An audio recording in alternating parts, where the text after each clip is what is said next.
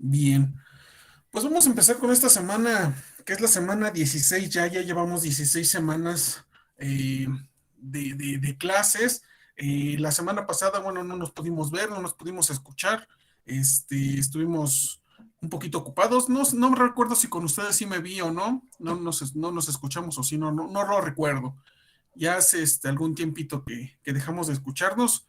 Este, ya ven las suspensiones de clases, las juntas que hemos tenido, este, su vacunación, etcétera, etcétera, etcétera. Entonces no recuerdo ya si nos vimos o no. Pero bueno, esta entonces es la continuación del temario de programación. Y ya vamos entonces en la semana número 16 y vamos a ver un nuevo tema. ¿Vale? Por supuesto que vamos a seguir practicando dentro de la plataforma de que hemos estado viendo, de PSaint. Vamos a seguir practicando, vamos a seguir programando en esa aplicación. Pero mientras vamos a ver que, acerca de los diferentes lenguajes de programación que tenemos, ¿vale? Porque lo que hemos estado viendo acerca de PSaint pues es nada más la introducción, ¿verdad? Es acerca del inicio, de lo que hacemos como borrador para empezar a programar ya en un lenguaje propiamente de programación, ¿vale? Entonces vamos a ver qué es lo que nos espera en esta semana 16. Bien, vamos a empezar eh, pues definiendo qué es un lenguaje de programación y los tipos de estos lenguajes, ¿vale? Bien, un lenguaje de programación es un lenguaje formal, muy formal, que mediante una serie de instrucciones le permite a un programador escribir un conjunto de órdenes, acciones consecutivas, datos y algoritmos para, de esa forma, crear programas que controlen el comportamiento físico y lógico de una máquina, ¿vale? Acuérdense que la programación no nada más está dirigida a equipos de cómputo, ¿vale? La programación está dirigida incluso a chips, microchips, ¿sale? Si nosotros no tuviéramos un tipo de programación para los microchips, pues toda la tecnología pues estaría obsoleta, ¿verdad? No nos serviría de nada tener un chip si no tiene su propia programación, ¿vale? Cada componente electrónico, cada componente dentro de nuestra computadora, pues tiene una instrucción o un conjunto de instrucciones previamente programadas. Bien, mediante este lenguaje se comunican el programador y la máquina, permitiendo especificar de forma precisa aspectos como los siguientes: cuáles datos deben operar un software específico, cómo deben ser almacenados o transmitidos esos datos, las acciones que debe tomar el software dependiendo de las circunstancias que nosotros vayamos viendo en el desarrollo de ese programa. Para explicarlo mejor, en otras palabras y con menos palabras, el lenguaje de programación es un sistema estructurado de comunicación, el cual está conformado por conjuntos de símbolos, palabras clave, que es lo que hemos estado trabajando, es lo que hemos estado viendo, reglas semánticas. Esto es muy importante, ¿eh? PSaint, acuérdense que cuando nosotros escogíamos durante la instalación, nosotros escogíamos algún perfil, esas reglas semánticas, ¿sí? Se hacían más complejas. Si nosotros escogíamos un perfil específico, nos pedía que pusiéramos un punto terminando cada instrucción o un punto y coma. ¿Vale? Si nosotros no escogíamos ningún perfil en PSaint, pues el lenguaje era un poquito más fluido, era un poquito más sencillo, puesto que no nos pedía tantas reglas semánticas, tantas reglas de sintaxis, ¿verdad? Bien, en un lenguaje de programación, aquí sí, ya las reglas semánticas, las reglas de sintaxis, ortográficas, etcétera, ya son muy restringidas, ¿vale? Permiten el entendimiento entre el programador y una máquina. Bien, ¿qué tipos de lenguaje de programación existen? Bueno, el lenguaje de programación es la base para construir todas las aplicaciones digitales que se utilizan en el día a día y se clasifican en dos tipos. Principalmente se clasifican en lenguaje de bajo nivel y de alto nivel. Esa es la primera clasificación de los lenguajes de programación. Bien, vamos a ver cuáles son los lenguajes de bajo nivel.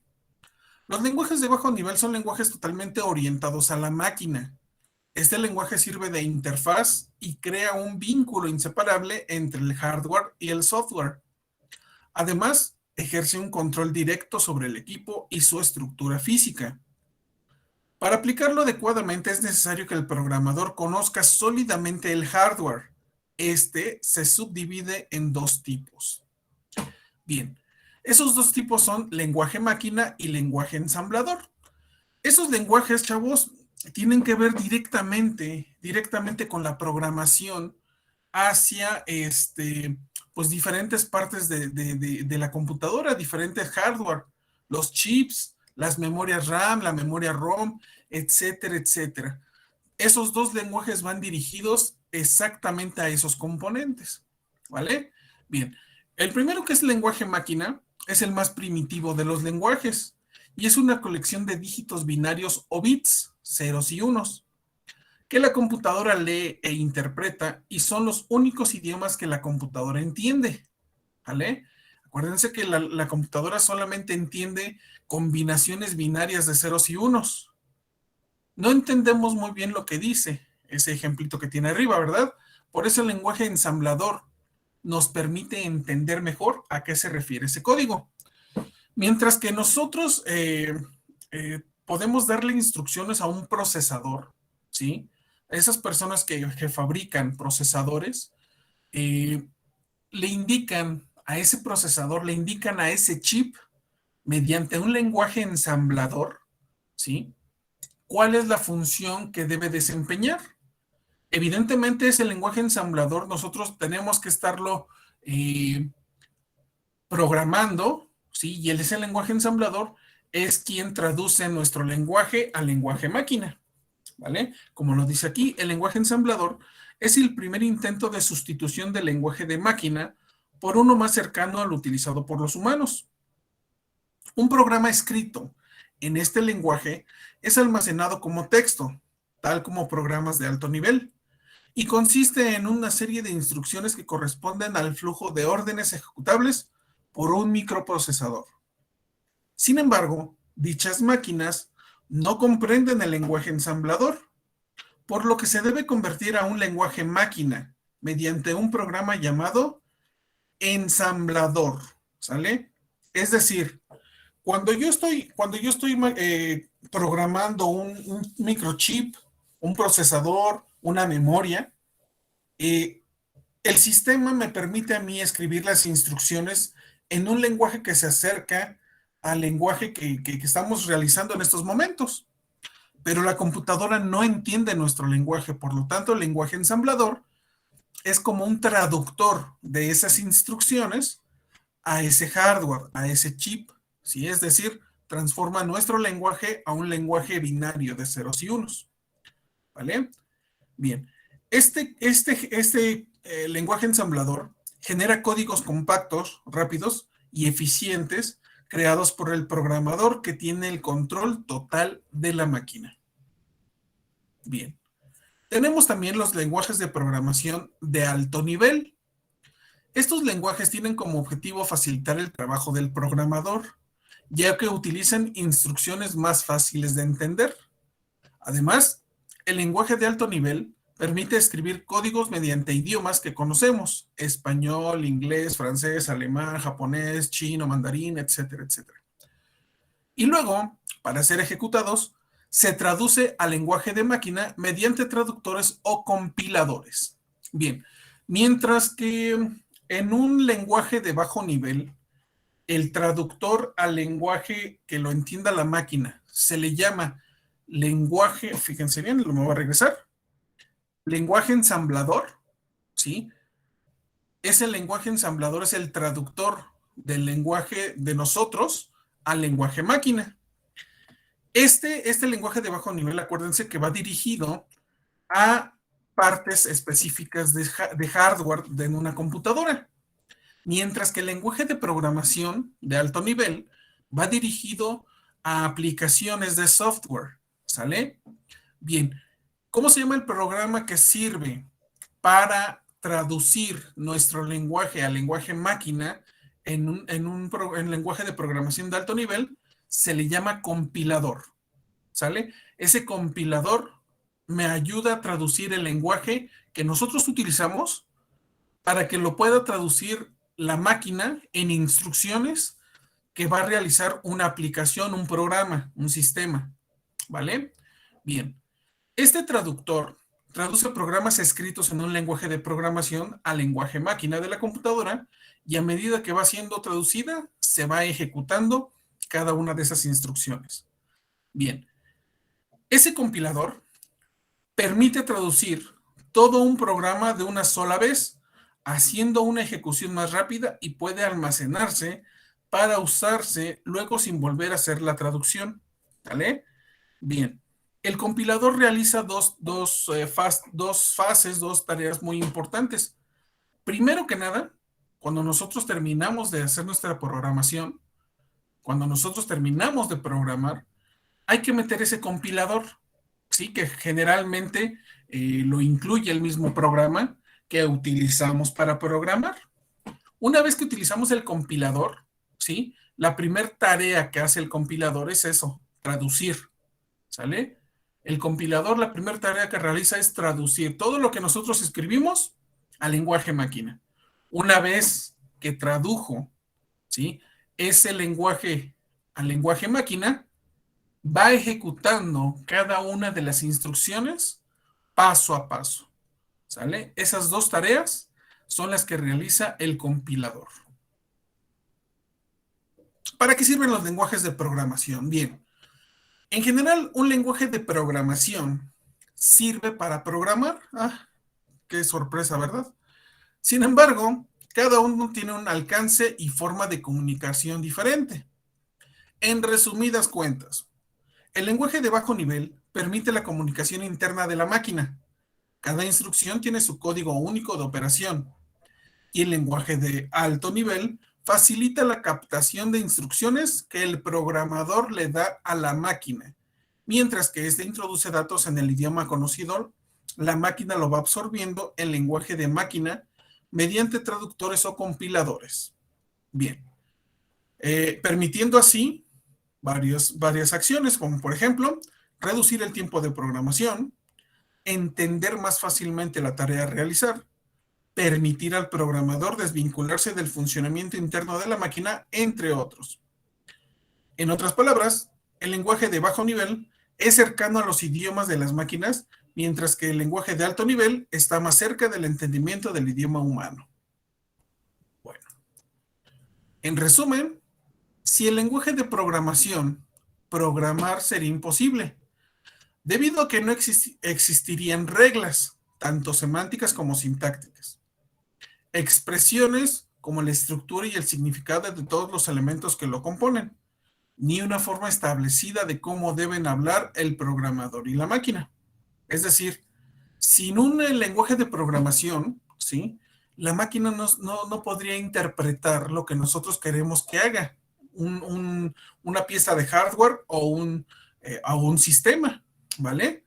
No sabría por dónde empezar a leer siquiera, ¿sale? En una simple suma, no sabría por dónde empezar. Si empezar a pedir los números, si empezar a sumar, si empezar a dar el resultado, no sabría por dónde iniciar.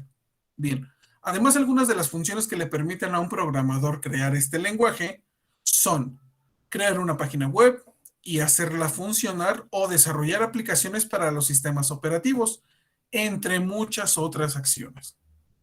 En la actualidad, el conocimiento y uso del mundo digital y de la informática son dos de las principales armas de cualquier empresa, ¿sí? Empresas de hoy en día, las más grandes empresas de hoy en día, eh, tienen sus propios programadores, ¿sale? Eh, ¿Cuáles son esas empresas? Normalmente las empresas que se dedican a manejo de dinero, por ejemplo, los bancos, todos los bancos, no hay ni un solo banco que yo no conozca que no cuente con su propio equipo de programadores, ¿sale? Bancomer, BBVA, HSBC, todas esas grandes corporaciones tienen sus propios programadores. ¿Por qué? Porque constantemente están creando páginas web, están administrando la seguridad de esas páginas web, están llevando a cabo programas que realicen sus inventarios, etcétera, etcétera. No dependen de otras personas para que les generen esos programas. Imagínense qué peligroso sería confiarle a un grupo de personas en otra empresa la seguridad de un banco. Entonces, por eso es que esas empresas contratan a sus propios programadores para que trabajen para que ellos sean los responsables de la administración y creación de nuevas aplicaciones, tanto para teléfonos como para equipos de cómputo, ¿sale? Administran la seguridad, administran toda una serie de procesos que se ven reflejados en el funcionamiento de ese sistema. Bien, aquí está la actividad de esta semana. En esta semana únicamente van a tener que hacer su resumen digital acerca de lo que hemos estado viendo en esta sesión. Durante la semana, a más tardar el día de mañana, les subo yo la actividad de inicio para que complementen su resumen. Y pues la actividad, esta actividad, tienen que elaborar un cuadro comparativo con al menos 5 lenguajes de programación de alto nivel. Tienen que poner sus ventajas, sus desventajas y características principales. Ojo con esto, chavos. La vez pasada que les pedí un cuadro comparativo, no recuerdo si fue con ustedes, pero bueno, si no fue con ustedes, les explico. El cuadro comparativo deberá ser en la misma aplicación en donde ustedes trabajan el resumen general, ¿sale? La misma aplicación en la que ustedes trabajan su resumen general, deberán hacer el cuadro comparativo. No quiero decir, con esto no quiero decir que ustedes pongan el cuadro comparativo en su resumen general. Si lo van a hacer así, si el cuadro comparativo lo van a subir a su resumen general, también van a tener que subir 2 veces su resumen, el link de su resumen general. Lo suben en el espacio del cuadro comparativo y lo van a tener que subir también en el espacio del resumen general. ¿Queda claro hasta aquí? Sí. Bueno.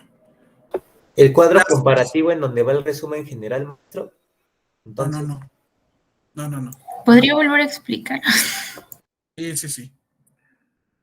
Por favor. Este cuadro comparativo lo van a hacer en la misma aplicación en donde ustedes hacen su resumen general. Hasta ahí no hay ninguna duda. No, ahí ya no. Si ustedes lo hicieron, si lo hacen aparte de su resumen general, ¿sí? Es decir, que hayan hecho primero su cuadro comparativo, lo suben al espacio del cuadro comparativo. ¿Sale? ¿Hasta ahí estamos? Sí. Ok. Hay muchas personas, ¿sí? Hay muchas personas que este tipo de actividades lo están colocando también en su resumen general, cosa que no está mal, no está mal, pero nada más me lo suben en un lugar, me lo suben en el resumen general, ¿sale? Y luego tengo que estar rectificando las calificaciones porque me dicen, maestro, es que esta actividad se lo subí en el resumen general y no lo subí en el espacio que usted me dijo. Ah, perfecto, bueno. Si así lo hacen, si ustedes incluyeran, ¿sí? Si así se les ocurriera hacerlo, incluir el cuadro comparativo en su resumen general, tendrían que subir su link 2 veces. Uno en el espacio del resumen general y el mismo link en el espacio del cuadro comparativo. ¿Sale? ¿Ya me expliqué? Pero es mejor que lo hagamos por separado, ¿no? Es mejor que lo hagan por separado, sí, pero incluso ahorita que estoy aclarándolo, estoy seguro que va a haber gente que lo va a hacer junto. ¿Quedamos claros? Sí, maestro. Sí, maestro. Vale, pues. Bien, entonces, chavos. Bueno, pues hasta aquí le dejamos. Si no hubiera ninguna duda extra, ningún comentario, lo dejamos hasta aquí. Ese es el trabajo que tienen para esta semana y nos vemos dentro de 8 días para seguir con los temas del temario. Profe, Válgame la redundancia, ¿vale? profe, ¿Qué pasó? pues debe ser obligatoriamente en la aplicación que hacemos el resumen o puede ser aparte en otra aplicación. Puede ser en otra aplicación. Sí, puede Ok. ser en otra aplicación, pero que sea también en línea. Acuérdense que no quiero ninguna aplicación que sea incluida en Office, ¿sale? Ni tampoco en ninguna aplicación de Google Apps, porque es como si estuvieran trabajando en Office, nada más que en línea, ¿sale? En Google Documents, perdón. Ahí no. Maestro, ¿cuándo nos va a subir la actividad de inicio? A más tardar mañana, Ah, ok, gracias. ¿vale? Sí. Bien. Bueno, chavos, pues hasta aquí le dejamos. Cuídense mucho. Tápense porque hace frío. Nos estamos viendo dentro de 8 días. Hasta luego. Cuídense mucho.